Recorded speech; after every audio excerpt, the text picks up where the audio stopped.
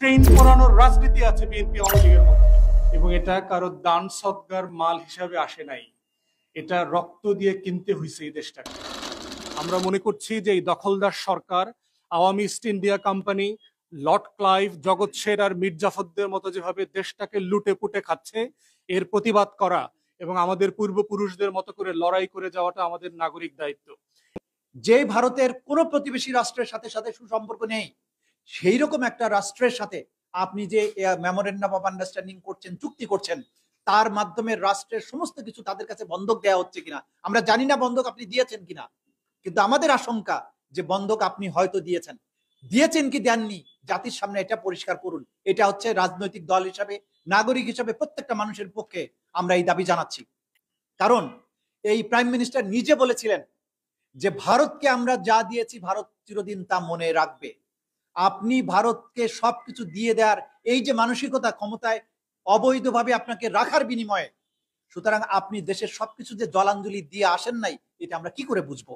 আরেকটা সাংঘাতিক রকমের স্পর্শকাতর জিনিস নিয়ে তারা হাত দিয়েছেন, সেটা হচ্ছে ইন্ডিয়ান ইন স্পেস এবং বাংলাদেশের ডাক এবং টেলিযোগাযোগ মন্ত্রণালয়ের সাথে চুক্তি হয়েছে। স্যাটেলাইটের মাধ্যমে আমাদের এই ভূখণ্ডের প্রত্যেকটা ইঞ্চিকে মনিটর করা, এবং সেই বিষয়ে তারা চুক্তি করেছেন। এই চুক্তি করার মাধ্যমে আমাদের নিজস্ব স্যাটেলাইট ব্যবস্থা নাই, আমাদের বঙ্গবন্ধু স্যাটেলাইট নামে যে জিনিসটা আছে সেটা বাংলাদেশে চাইতে পূরণ করতে পারেন, এটা খুবই কম কাজে লাগে, আপনারা সবাই জানেন। এখন ইন্ডিয়ান স্যাটেলাইটের সাথে আপনি যে ইনস্পেসের সাথে চুক্তিটা করলেন, সেই চুক্তির মাধ্যমে আমাদের যতটুকু নিরাপত্তা ছিল তাও যদি তাদের হাতে তুলে দিয়ে আসেন, তাহলে আমরা এখানে কোথায় রাস্তায় চলবো সেই সবকিছু ইন্ডিয়া বসে বসে যদি মনিটর করে, তাহলে বাংলাদেশের আর্মি, বাংলাদেশের যে নিরাপত্তার প্রশ্নে যে ভূমিকা নেবে, সেই ভূমিকা নেওয়ার তো কোনো সুযোগ থাকছে না। একটা স্বাধীন সার্বভৌম রাষ্ট্র প্রতিবেশী একটা প্রবল পরাক্রান্ত রাষ্ট্রকে অবাধে পণ্য এবং সামরিক বিষয় পরিবহনের জন্য রাষ্ট্রের মধ্য দিয়ে করিডোর দেয়া পৃথিবীর ইতিহাসে দ্বিতীয় কোনো দৃষ্টান্ত নাই, এবং বিনা পয়সায়। কোন স্বার্থের বিনিময়ে আপনি যে গর্ব করে বলেন ভারতকে দিয়েছি? কে? বাংলাদেশ তো আপনার কোনো নেতা বা নেত্রীর পৈতৃক সম্পত্তি নয়, এটা বাংলাদেশের প্রত্যেকটি নাগরিকের সম্পদ।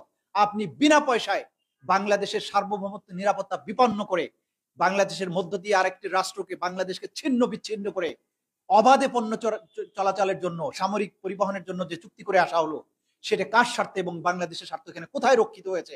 নাগরিক হিসেবে এটা আমাদের জানার অধিকার আছে, আমরা জানতে চাই।